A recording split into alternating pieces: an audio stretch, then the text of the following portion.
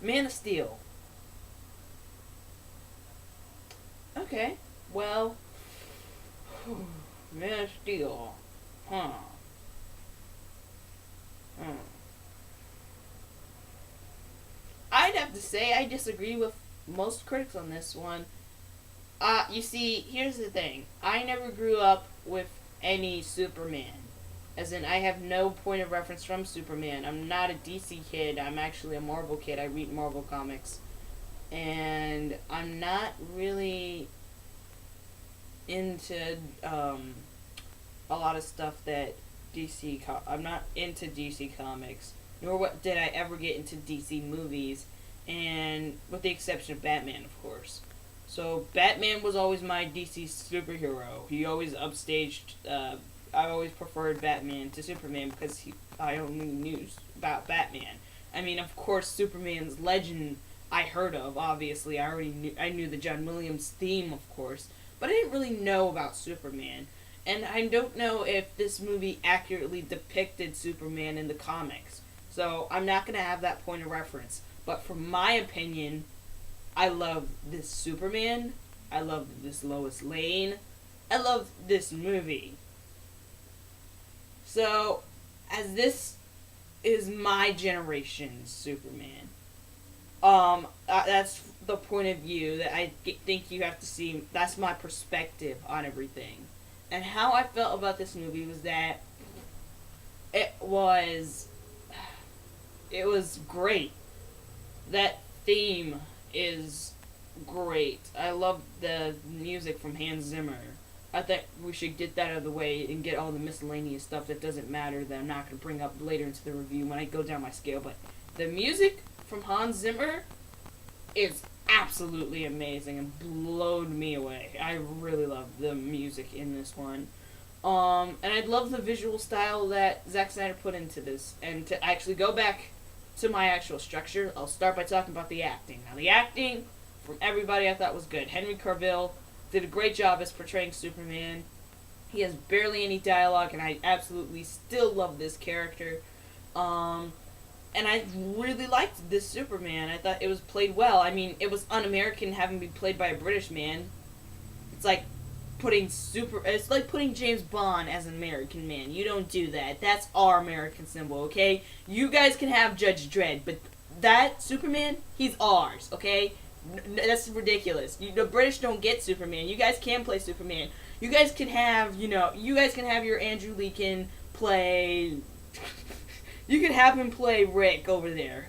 Okay? Nobody cares that a British guy is playing in The Walking Dead. Nobody cares about that.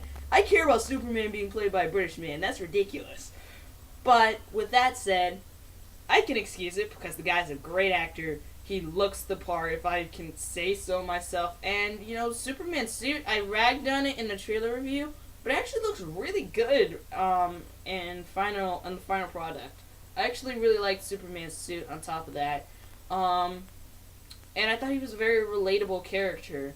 I really related to Superman in this one. If I put myself in his perspective, I saw his perspective this entire time. I thought it was kind of melodramatic how his dad went out. And I did hear about how his original dad went out, but that's not a spoiler. I'm sorry.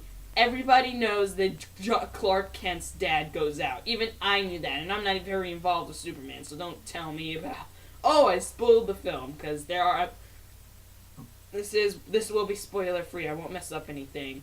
Amy Adams as Lois Lane was decent. I actually liked her, and I liked her character. I thought she was underutilized, and they didn't do much with her, but with that said, Amy Adams did do a good job, and I did like her character. And everybody else in the Daily Planet with Florence Fishburne and two other people who I don't recognize, but they all of them were underutilized, but they all did a decent, good job, and I appreciated their efforts. I don't know if anybody else is a big fan of that show out there, but until this actor left, I was a gigantuous fan of Law and Order SVU, and I really loved that show because of this actor. by name of Christopher Melanoli. And I recognized him, and I knew that he left, actually. Not because of this film, contract negotiations fell down, and then he jumped into this role. But I thought he did a decent job, and I wish they would have used him more, because he's a really good actor, and he has some great dialogue in this movie.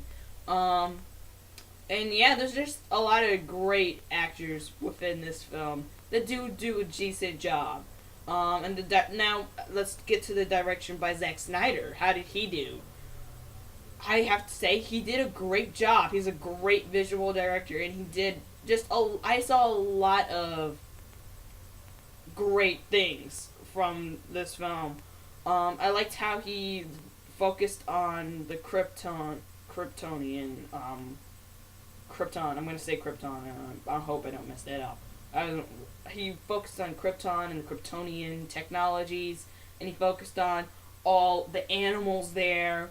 And it was a really awesome to see that planet, and to see a lot of the space scenes looked absolutely great. And then to have Superman, every time he would fly, well, it would like literally pound the ground, and he would like it felt something super. It reminded me of that moment.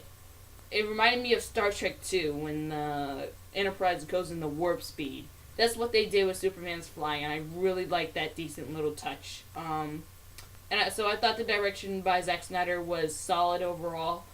And then we get to the story by Christopher Nolan, and I forgot the other guy. I'm gonna get in trouble for that, but these two, the story bit, we basically get to the writing, and the writing is not bad.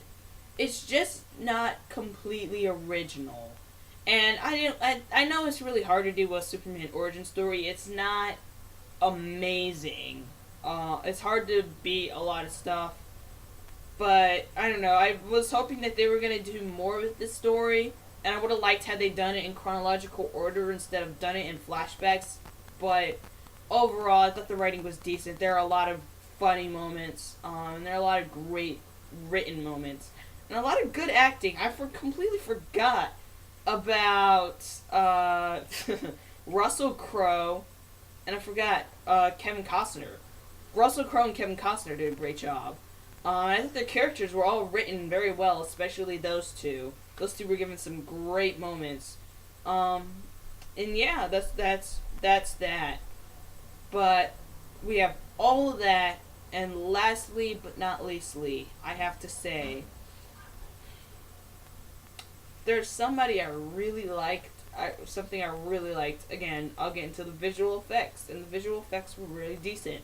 The fight scene that I said, a lot of people said went on too long, and I went to go see this with my family, and obviously they also unanimously agreed that it went on too long. In my opinion, it went on just long enough. I never got bored. I was never tired of it. That scene, I was never like looking at the clock going, wow, this is taking too long. I mean, yes, collateral damage, holy shit. Superman did not care. And it was actually kind of funny. He was just like, yep, that building's gone, that building's gone. How many people were in that building hiding? How many people are dead right now, Superman? Tell me how many people are dead. But, yeah, overall, I thought the visual effects were decent, and I really liked the visual effects. Anything else? Not really. Not at all. I thought everything within that realm was decent, and if I had to give it a score, I think what I would end up giving it is a 4 out of 5. It's not perfect by any stretch of the imagination. Matter of fact, talking about the visual effects, in 10 years they will look like crap because they use so much CGI. But for the time, in 2013, the visual effects were great. And I liked these visual effects. They were decent, and this was a decent film overall. Tell me what you guys' opinions are. Like, favorite, subscribe, share us on Facebook and Twitter, and tell me what you guys thought of Man of Steel. I thought it was decent, and this is the Crispy Tiger saying goodbye.